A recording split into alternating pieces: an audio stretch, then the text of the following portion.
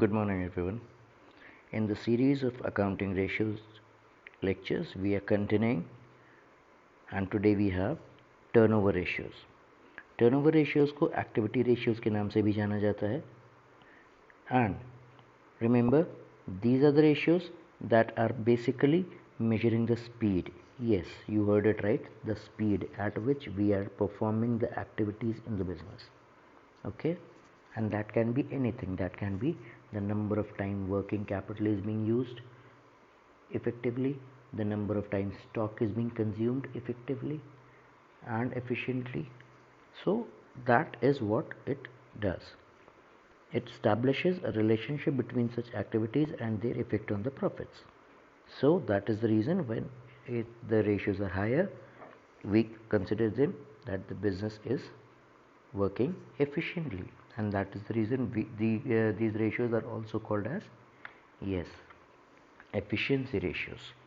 Okay, so the first ratio in this category is inventory turnover ratio. What does it do? Inventory turnover, see the name, it suggests itself. Inventory means stock.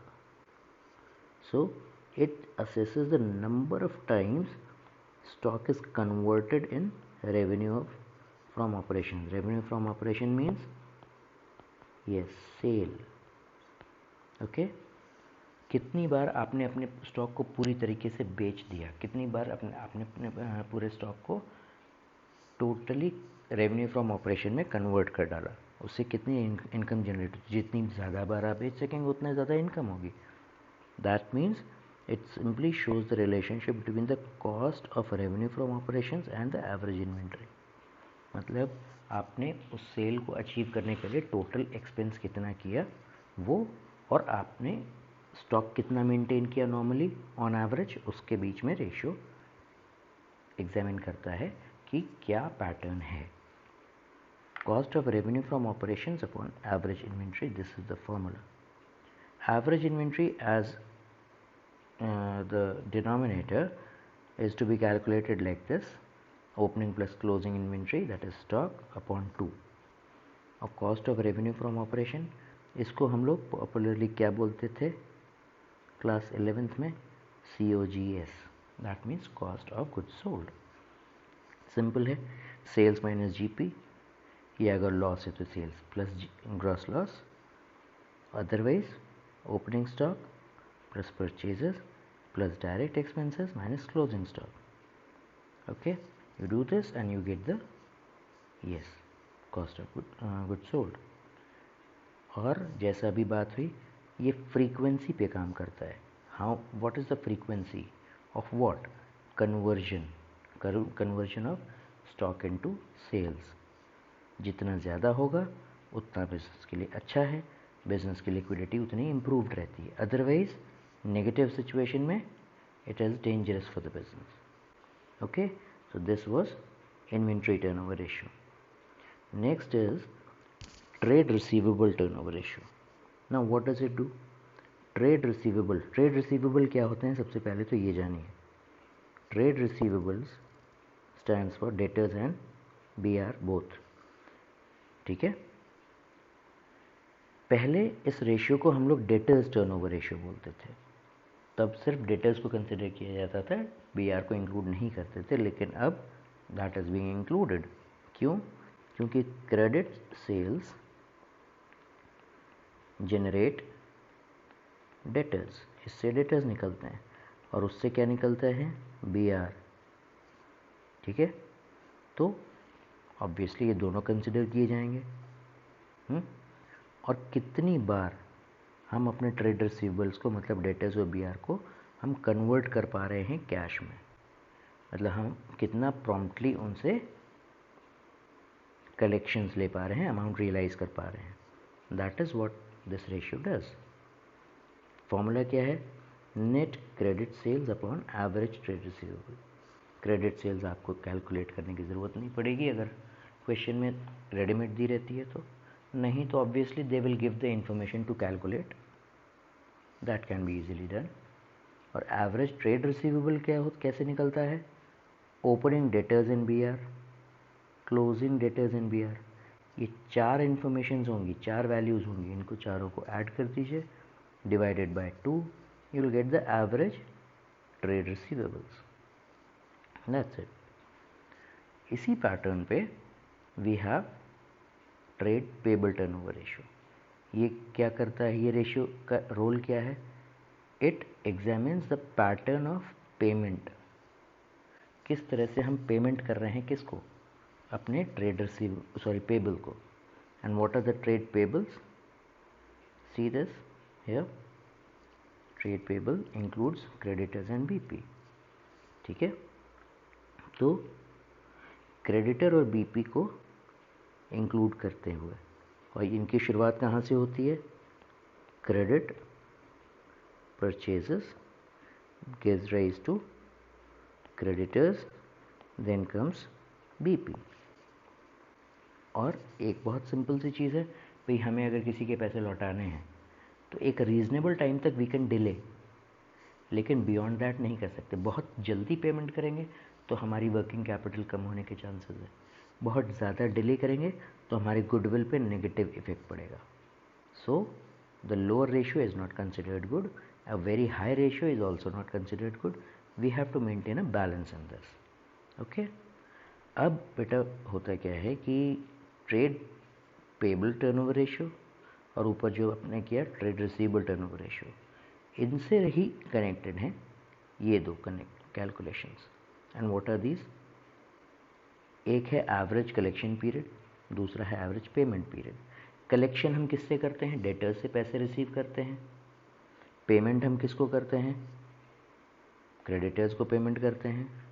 ठीक है, तो average collection period के लिए formula क्या हुआ? Months in a year, मतलब that can B 12, या days in a year, तो उसकी जगह क्या आ सकता है? 365 आ सकता है। और नीचे डिनोमिनेटर में क्या आएगा? जो आपने trade receivable turnover ratio calculate किया था। You do this, you will get the answer कि आपने साल भर में या 365 डेज में आप कितनी बार अपने डेटर्स और बीआर से पैसे रियलाइज़ कर ले रहे हैं। यहाँ पे वही सिचुएशन पेमेंट के कंटेक्स्ट में है कि हम साल भर में कितनी बार पेमेंट कर रहे हैं, कितने रोटेशन हो रहा है उसका। तो इट कैन बी 12 और 365 divided by that ratio. That's it. ठीक। Then we come to the final ratio of this category, the working capital turnover ratio. Working capital, as we know what it is, yes, current asset minus current liability. अब कितना effectively, see it examines the efficiency, किस चीज़ की efficiency? Business के resources को utilise करने की या कंज्यूम करने की। तो मिनिमम इनपुट मैक्सिमम आउटपुट, इस कॉन्सेप्ट को देखते हुए when we are talking about efficiency, क्योंकि ये एफिशिएंसी रेशियोज़ की ही कैटेगरी चल रही है, तो यहाँ पे भी वही है कि भाई आप अपने बिजनेस की वर्किंग कैपिटल को कितनी बार रोटेशन में ला पाते हैं, कितनी बार उसको पूरा इफेक्टिवली एफिशिएंटली यूज़ करते हुए उससे प्रॉफिट जनरेट कर पा रहे हैं। तो जितना ज़्यादा कर पाएंगे, जितना ज़्यादा रोटेशन होगा, that is a good positive sign showing a fair amount of liquidity and profitability. भाई बिजनेस में प्रॉफिट बना रहेगा, अच्छा प्रॉफिट आता रहेगा, तो ऑब्वियसली लिक्विडिटी बनी रहेगी। लिक्विडिटी का क्या मतलब होता है? एबिलिटी टू पे द लायबिलिटीज। सिंपल। अब वो शॉर्ट टर्म भी हो सकते हैं, लॉन्ग टर्म भी हो सकते हैं। ठीक। और इसका फॉर्मूला क्या है? देखिए, net revenue from operations upon working capital. अब रेवेन्यू फ्रॉम ऑपरेशंस क्या है? सेल्स है। वर्किंग कैपिटल ये आपने निकाल ही लिया। That's it. See these activity ratios, ratio के चैप्टर तो ऑलरेडी अपने आप में बहुत ईजी है, और बेटा एक्टिविटी रेशियोज उसमें भी चारों कैटेगरीज में सबसे ज़्यादा सिंपल है। और लेकिन हाँ, जब हम मिसलिनियस क्वेश्चंस के स्टेज पे पहुंचते हैं, जहाँ पे एक साथ कई सारे रेशियोज लगने की बात होती है, तो वहाँ पे activity ratios play a big role. और जब आप लोग वो क्वेश्चंस करेंगे हम लोग, then you will realise that. Okay, so that concludes the lecture. अभी आप लोगों को बताया गया टर्नओवर रेशियोज के बारे में, जिसको हम लोग एक्टिविटी रेशियोज़ के नाम से भी जानते हैं, एफिशिएंसी रेशियोज़ के नाम से भी जानते हैं। And remember, till the next lecture, cover up these ratios because these are going to be very vital. बहुत इंपॉर्टेंट कैटेगरी है, बेहद सिंपल है लेकिन बेहद इंपॉर्टेंट है। सबसे इम्पॉर्टेंट बात इसमें टर्नओवर रेशियोज़ मतलब सेल्स और कॉस्ट ऑफ गुड्स सोल्ड से रिलेटेड है। और एक सबसे ज़्यादा इम्पॉर्टेंट इन्फॉर्मेशन जो आपको मालूम होनी चाहिए वो क्या है, देखिए। ऑल दीज रेशियोज़, देखो जैसे फिज़िक्स में होता है ना कि हर इंफॉर्मेशन या हर कैलकुलेशन की एक यूनिट होती है, तो यहाँ पे भी होती है। सॉल्वेंसी रेशियोज़ या फिर लिक्विडिटी रेशियोज़, ये प्योर रेशियोज़ थे, ठीक है ना। फिर आया ये एक्टिविटी रेशियोज़ जो अभी हम लोग ने किया। इनको हम कैसे शो करते हैं, टाइम्स में शो करते हैं। Now this is important, times में शो करते हैं मतलब अगर हमारा आंसर कहीं पे आ रहा है 3:1, तो we will not write this. If we will write this हमारे मार्क्स कट जाएंगे। वी विल राइट 3 टाइम्स, ठीक है ना। अगर 2:3 आ रहा है तो हम इसको 2:3 नहीं लिखेंगे, 2/3 टाइम्स लिखेंगे। सो रिमेंबर, एक्टिविटी रेशियोज़ या turnover ratios are expressed in terms of time, in the unit of times. Okay, clear? So now we are concluding the lecture today. Till the next turn, make sure you are covering up all the aspects of these ratios. God bless you all. Happy learning. Bye.